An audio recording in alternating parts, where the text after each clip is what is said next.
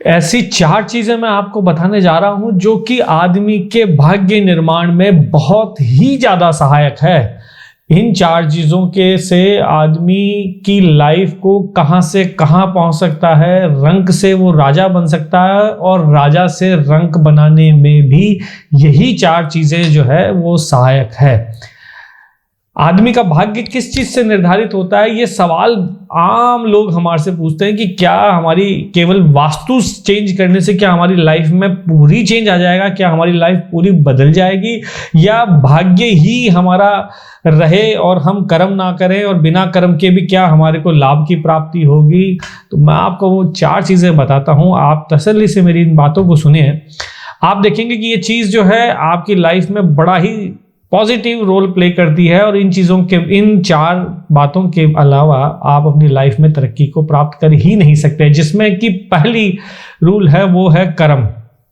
यानी आप जो काम कर रहे हैं, कर्म कर रहे हैं, वो बहुत ही ज्यादा जरूरी है। रामचरितमानस में भी लिखा है कर्म प्रधान विश्व करी राखा और कर्मण्यवाधिकारस्ते, ये गीता में लिखा है।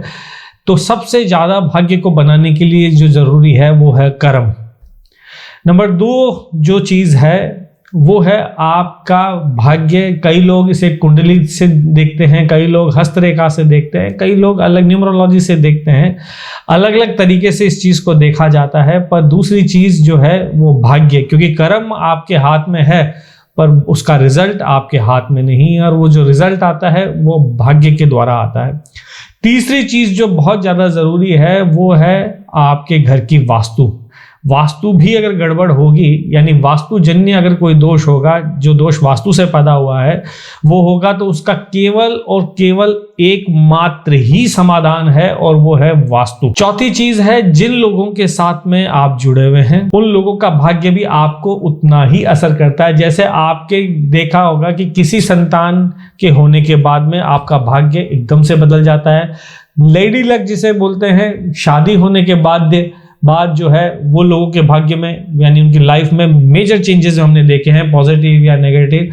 वहीं माता पिता का भाग्य भी संतान के ऊपर बहुत ही ज्यादा असर देता है। यहां तक कि मैं आपको एक बहुत छोटी सी बात बताऊं कि आप घर में जो पेट लाते हैं, चाहे डॉग लाते हैं, फिश लाते हैं, टर्टल लाते हैं, कुछ भी आप पेट लेके आते हैं, उनका भाग्य भी आपसे कहीं ना कहीं जुड़ जाता है। वो आपने एक चीज बड़े बुजुर्गों से खूब सुनी होगी कि जब कोई पेट मर जाता है तो वो ये कहते हैं कि उन्होंने आपकी पीड़ा अपने सर पे ले ली, यानी कि उनका भाग्य भी आपसे जुड़ चुका है और वो आपकी पीड़ाओं को ग्रहण कर रहे हैं। तो ये 4 चीजें जो मैंने बताई है ये बहुत ही जरूरी है। एक चीज यानी सिंगल फैक्टर लाइफ में कभी भी काम नहीं करता। लाइफ में जो रिजल्ट मिलते हैं वो मल्टीपल फैक्टर्स की वजह से मिलते हैं। ऐसा नहीं कि आप कर्म कर रहे हैं तो आपको बस लाभ की प्राप्ति होगी, या आपका भाग्य ही चल रहा है तो आपको कर्म करने की जरूरत नहीं है, और अगर या आपने वास्तु ही कर लिया तो आपको किसी भी कर्म करने की जरूरत नहीं है। ऐसा नहीं है। मल्टीपल फैक्टर्स होते हैं, मल्टीपल अलग अलग कारण होते हैं जिनकी वजह से आदमी के भाग्य की वृद्धि होती है या उसमें घटास होता है। इसी के साथ मैं आपको अपने शब्दों को विराम देता हूं। अगली बार हम किसी और कर्म के सिद्धांत के ऊपर चर्चा करेंगे। तब तक के लिए नमस्कार।